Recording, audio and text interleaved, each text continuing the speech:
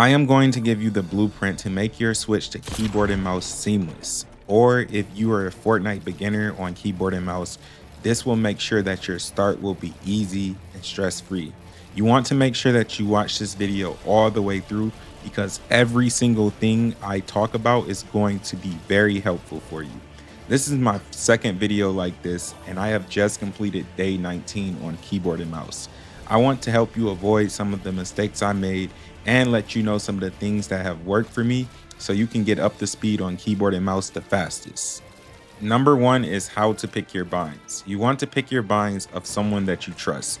I made the mistake of picking my own binds, and I feel like it took me twice as long to finally get to the point where I'm happy with my binds. This will give you a good starting point. Fortnite has 2 times the binds than regular shooters, so this will help you from being overwhelmed like I was. You can tweak the binds to your likings, especially like if, say, you have like longer fingers, shorter fingers, skinny fingers, chunky fingers. You can accommodate yourself, but you just need a good starting point. Also, make sure you slant your keyboard. I wish I had did this. I'm too far gone now, but this gives you more thumb freedom over the space bar so you can hit the C, V, and B keys. The next thing you want to do is list all the different game modes you plan to play. So I gave you a list. You can be a comp player where you will play tourneys or scrims. You can be a ranked player where you play regular ranked or reload, pubs, regular, pubs, or reload.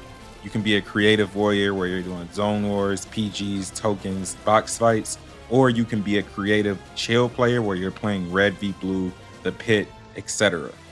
Next, you will create a checklist for all in-game actions you need to be able to do based on the game modes you'll be playing.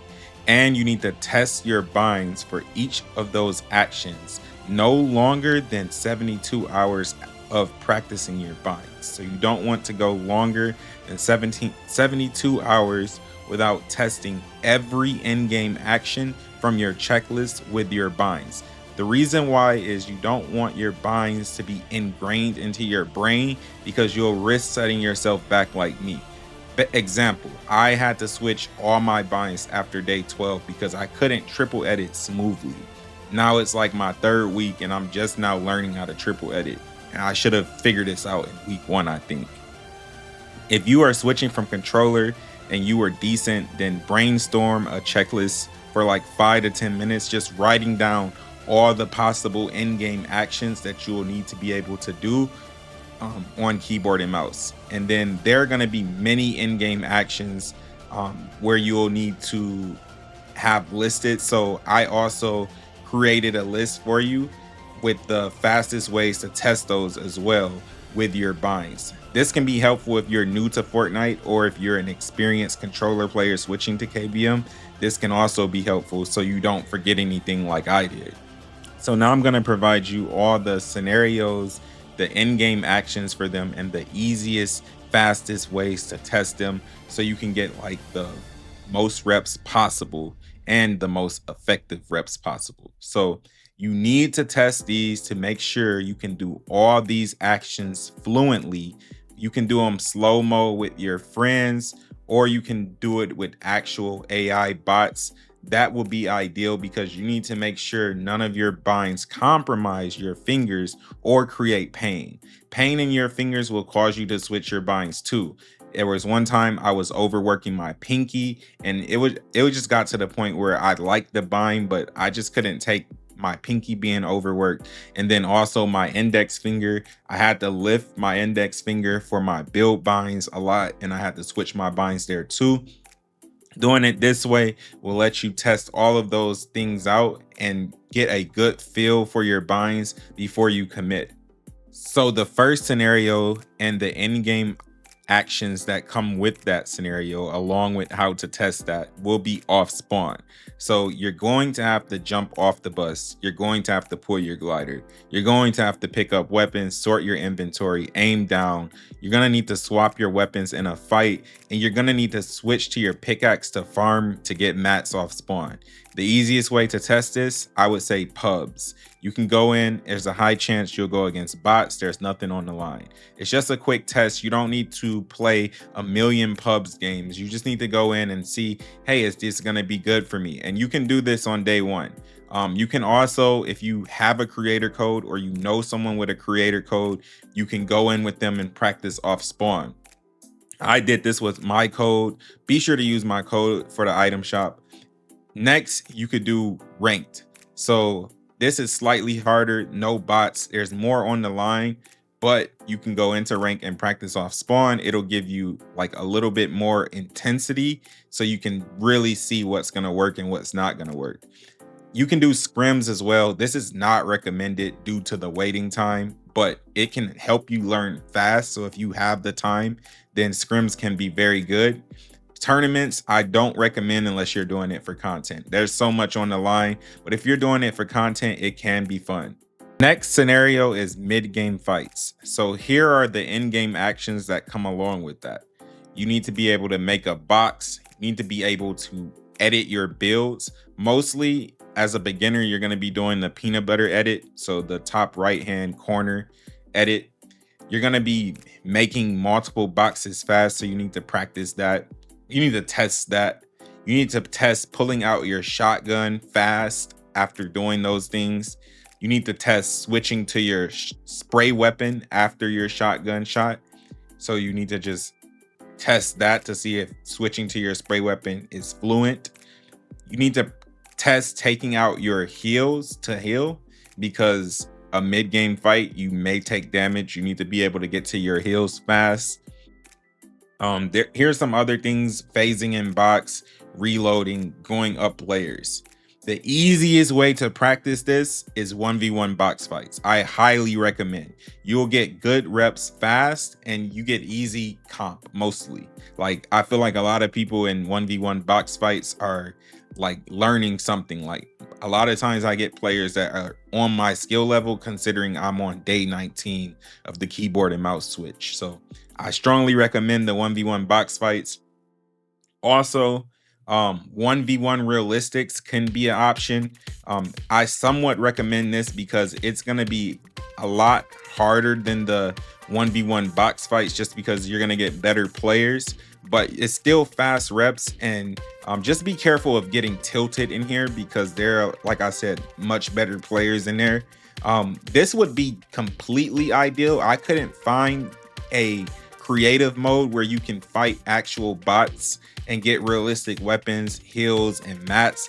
But if you're a beginner and you know a map like this, put it in the comment section, because this can be helpful for anyone.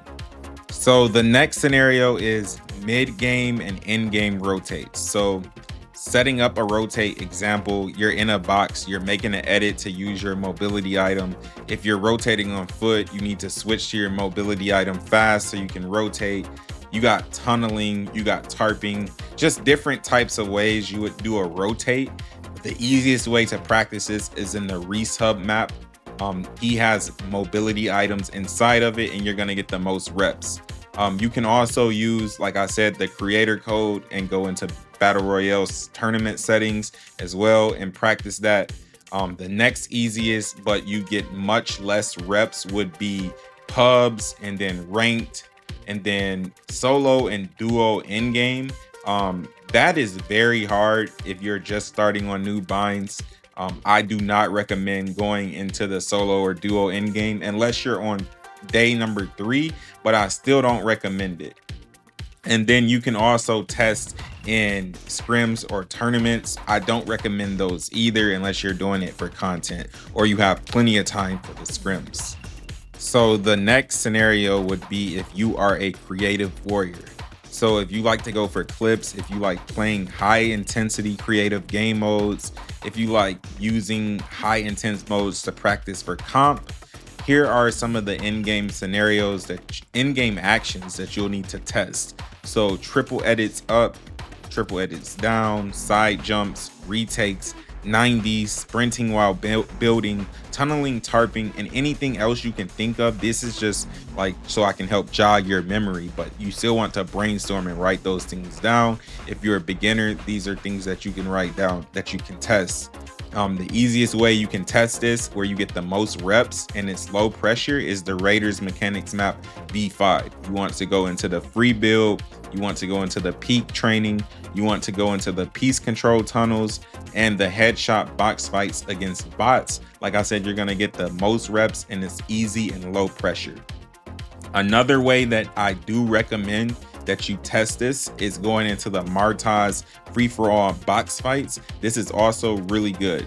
It's not going to be as easy, but you can easily test your fighting and get a lot of good reps against good players. And there's low pressure because it's nothing on the line. It's a creative mode. So I would recommend playing this mode a lot within the 72-hour window of testing your binds, because it's going to tell you a lot about your binds. The last scenario that I want to talk about is if you are a creative chill player. So this means you probably are playing a lot of red v blue, or you're playing a lot of the pit game modes like that, where it's low pressure but you're still going against real players. You still want to go into the Raiders Mechanics V5 map and do all the things that I suggested for any intense gameplay, because that's going to help give you the edge against those players. I know you're not going into sweat, but just being able to do the basic things in Fortnite to help you get eliminations is good to know that you can do those with your binds. So just going in and testing that. One other thing that you can do is do the aim duel weapon swap with the bot. It's like a 1v1 aim duel. It'll help you test your weapon switch binds, just making sure you can switch from your shotgun to your spray weapon seamlessly without like any complications. And if you do need to make switches or adjustments on that, you'll learn that very quickly without any pressure at all. Oh, and I forgot, there's one last thing. So be sure to sub to the channel, because I'm going to continue to put out more content to help you with your switch to KBM. And then once I get to a point where I feel like I'm caught up to speed, I'm going to be showing you more gameplay and stuff, showing you like, oh, this worked for me, and this could work for you too. So be sure to sub so you don't miss out on the helpful content. Be sure to like up the video so it can help the algorithm and help it get out to more people that it can help, like you. And then you can also share this with a friend that you think this might be helpful for. Also, be sure to use code alien in the item shop if you haven't already. It helps me make more content like this. Hope you enjoy the rest of your day. Peace.